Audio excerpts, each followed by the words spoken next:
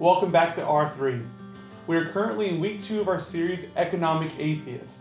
This week, Pastor Will Kahoff spoke on how we honor God with our finances, and that's with the tithe. Now, I say that almost at a whisper because of the way this word stirs our society today. Once a year, we speak on the tithe. And if you're currently sitting in your R3 life group watching this and you haven't heard the sermon, I encourage you to go online to check it out at theransomchurch.org, and under Worship Free, click on Sermons. When we look at Scripture, we can see that God never gave up ownership, He gave us stewardship. And if you read Psalm 24, it starts with, "The earth is the Lord's and everything in it." And that's pretty clear. And the reason for this Sunday's teaching is not to convince you to tithe, but rather to reveal why we tithe and what it sets us free from. And if you call yourself an economic theist, then you tithe because God is who He says He is. God is God. He owns the cattle on 1,000 hills. That means everything. As His children, we know that everything that has been given to us came from Him. So there isn't a problem when it comes to returning to Him a portion of what He has given us. We can look at a sunrise and our bank account in the same context. It's all His. We tithe because He says so. Giving our first fruits to God can be seen since the beginning of Israel's journey. God set the tithe to be one of the ways that He builds His kingdom on earth. As a church, we get to give and be part of an amazing thing, and that is bringing His kingdom of heaven down to earth. And last, so that we may prosper. You can never outgive God. When we steward our finances well and handle His resources His way, we live in a place where God can entrust us with more. Now that can range from monetary to kingdom assignments to spiritual growth, who knows? Like any good father, His desire is to bless us and take care of His children who walk in obedience. Tithing isn't about the numbers, it's a spiritual issue. You see, there's a constant battle going on for your soul, a battle going on for your attention, for your affection. And when we honor God with our first fruits, it sets us free from the grasp that the world has on us. It's our opportunity to take a stand and say no, to draw a line in the sand and say no further. We get to take part of bringing God's kingdom here on earth when we honor Him. And we get to give up our small kingdom of self to Him. It sets us free.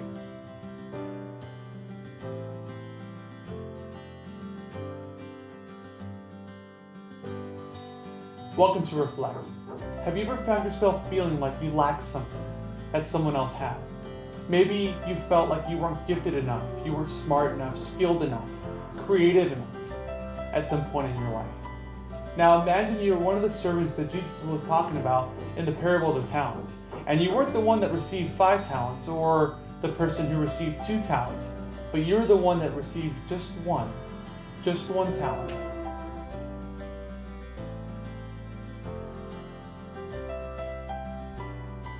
Okay, so you just received 1 talent, and if you're like me, I couldn't help but notice the grin on the other 2 servants' faces, and immediately feel insecure and insignificant. So what do? Do you go out and hide and bury the talent that the master gave you? Or do you steward what God has entrusted to you? The focus of this parable isn't about who got what. It's revealing the heart of God and His plan for you.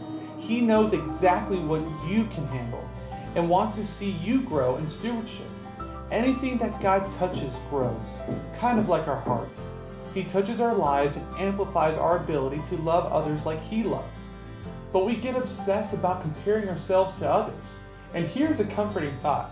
Compared to the depth of God's riches, or in this case, the master's riches, all of the servants received a small amount. The parable even says that they were faithful with a few. And in Luke 16:10 it says, "Whoever can be trusted with very little can also be trusted with much. And whoever is dishonest with very little will also be dishonest with much."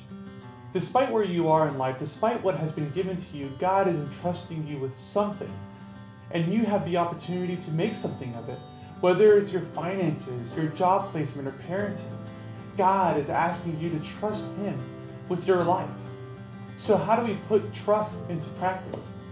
One simple word: gratitude.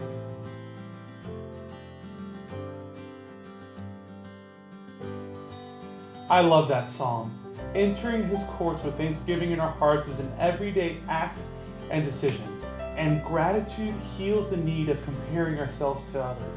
I'll say it again. Gratitude heals the need of comparing ourselves to others. And it's a beautiful thing when we understand this, because God is able to move in our hearts in an impactful way and amplify our purpose here on earth for his great kingdom.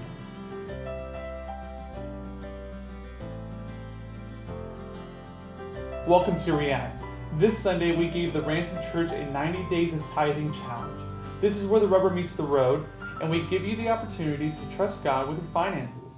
If you already honor God with your first fruits, that's fantastic. Please take some time and share with your life group how God has provided for you when you honor him. If you haven't been honoring God with your first fruits, now is the opportunity to do so. You can contact the Ransom Church office to set up an auto tithe withdrawal, or stop by the hub next week for a sign-up card. That's it for your R3 this week. Before I let you go, I wanted to let you know that I'm excited that you decided to join community this semester. Part of the Ransom is living free of sin. You can't live free of sin when you're isolated. So congratulations, I'm so glad you decided to jump in this semester. You have a blessed week, and I'll see you again for next week's R3.